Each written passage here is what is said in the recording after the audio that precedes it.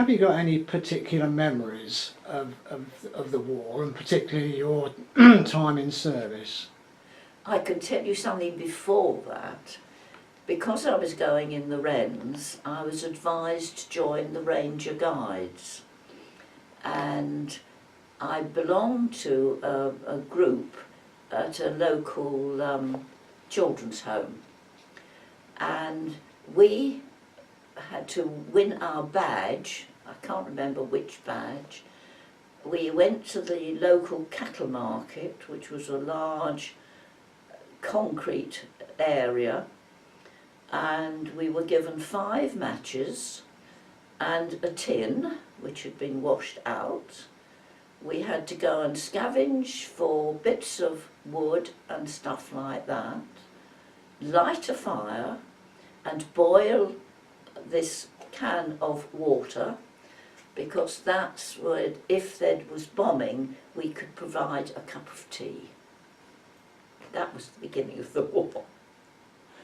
And at the beginning of the war, when I was still at school, I can remember working in the local Shah Hall, doing something to do with the paperwork for evacuees. And when the war had finished, how soon after that did you have to come out of the Wrens, or how did that end? I came out as soon after the war ended with Germany, because of course I'd worked with the D-Day people, and they were preparing to go to Japan, so they'd no need for us. And if you had served 2.5 years, you had a choice of either remustering for another job, or you could come out. I was 20. I was ready for the next event. And so did your time in the Wrens give you a sort of jump start into what you did next? No, but it changed me. I became somebody, from a shy little girl, I became into somebody who somehow knew her own value.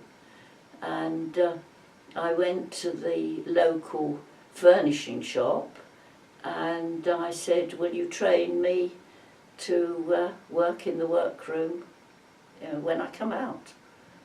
And they said yes.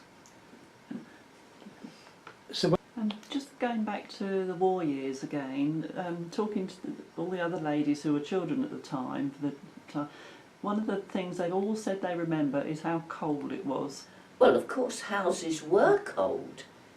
It wasn't anything to do with the war. It was the fact that the house itself had one fire, or 2 fires on Monday morning when the copper was lit, and possibly on Friday or Saturday evening when the copper was lit for the tin bath that came in from outside and more or less filled what we called the scullery, which was a sort of kitchen, and that was the weekly bath. But that was all the heat there was. We had no electricity until 1938. We had gas in 3 rooms and a gas cooker, but upstairs it was still oil or candles. So houses were cold. is there anything else that you want to tell us? I think I'd like to say that we worked hard. All we did was ferry the men to the boats in the middle of the river and back again. And after D-Day, the day after D-Day, we did quite a bit of work helping to take the wounded people back into Netley.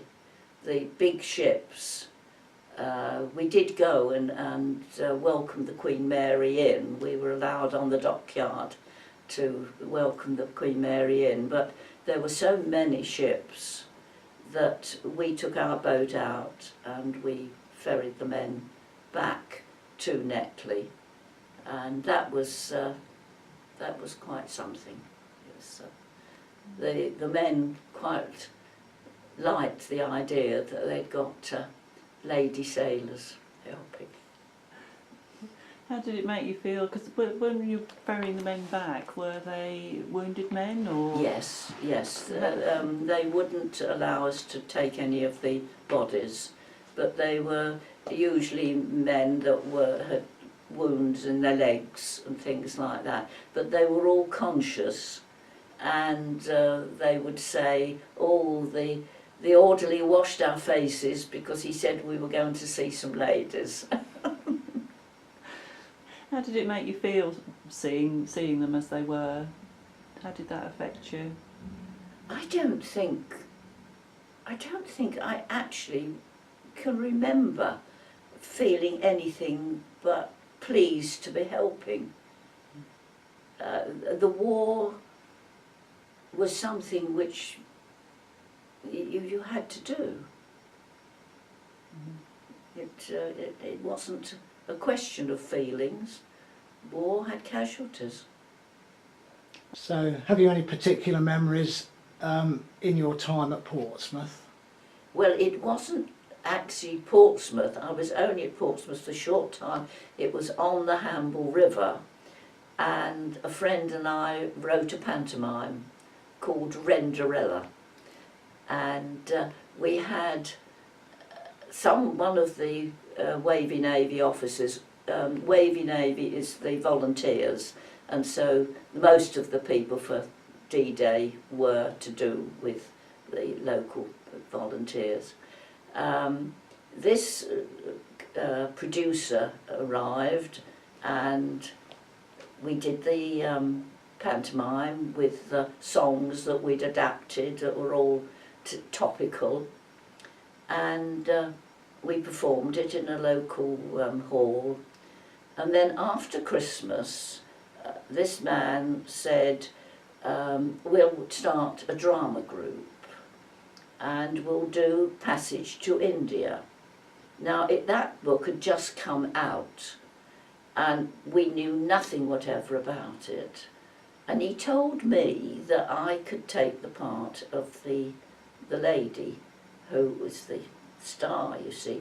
The only thing was, when I read it, she was a poor little thing, wasn't she?